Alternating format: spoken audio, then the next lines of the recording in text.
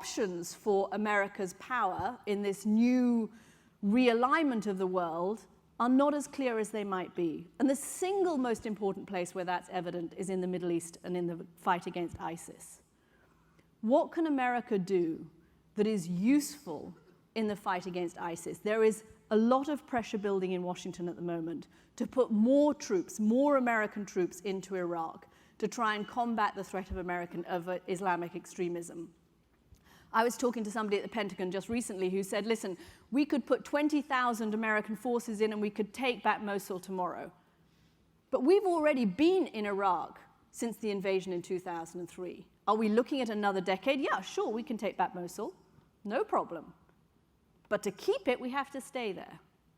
And in the end, this has to be a regional issue. There has to be a regional solution, just as there has to be a European solution to what is happening in Ukraine. We need American leadership to facilitate the negotiations, but we have to have a kind of American engagement that is not necessarily boots on the ground in either of those two particular instances.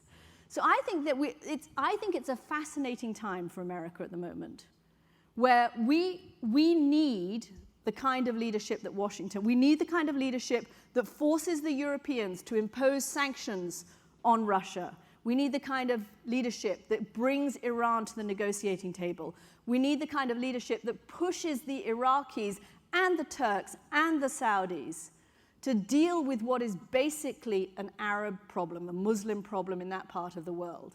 And they are terrified of what is happening in that part of the world. You look at the Shia arc of Iran, Iraq, Syria, Lebanon, Yemen, and the rise of the Houthi Shia rebels down there. And of course there is a lot of nervousness down there in that part of the world, but I don't think that it is necessarily the most useful thing for American national security to have a big invasion again as we've seen in the past. And I don't think there is an appetite here. But what we don't want is for the American public then to say, okay, we're so dissatisfied with the kind of role we've had in the past that we're going to really row back and really retrench. I just don't think that's an option. What happened on 9/11? We woke up to the ugly realization that the world can come to you, even when you are least expecting it. And America has to be engaged in the world. We are all better off when America is strong and engaged. And I think the world realizes that. Of course, every now and again we have kind of schadenfreude about what is happening in this. It's a bit like our big brother. I remember during the 2008 election campaign, and my editors are fascinated by American politics, and John McCain nominated Sarah Palin as his running mate. And my editors called up and they couldn't get enough of this story. And it was a little bit like when your big brother brings home a fantastically unsuitable date.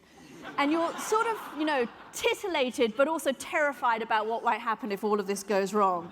And that is kind of our relationship with you. I mean, we have this wonderful big brother relationship with you where sometimes you do things that we think, my God, really? Sarah Palin, Donald Trump? Wow.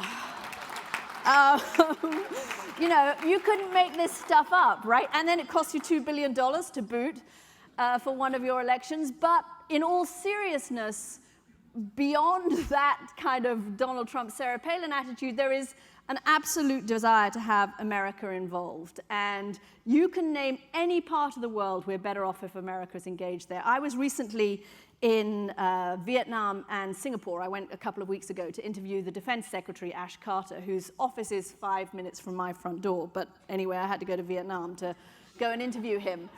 And he was there basically on a mission to reassure Asian countries that America is still committed to Asia, has not got sucked into the endless morass of the Middle East, and is there to be a bulwark against Chinese expansionism. And there was little doubt that that was what he was trying to do. But when I pushed him on how is he going to do this, what will America do if China carries on building islands out of the reefs of the Spratly Islands, the answer is negotiate. And we are living in this strange world where America still has the biggest military in the world. It has a very big stick, but it's reluctant to use it. And in some ways, I think that's probably the best form of leadership. Reluctance to use the big stick and more soft power diplomacy. Because I think that is the kind of world, the complex kind of world that we are living in, and I think that that is probably the most suitable type of outcome for all of these different complex problems.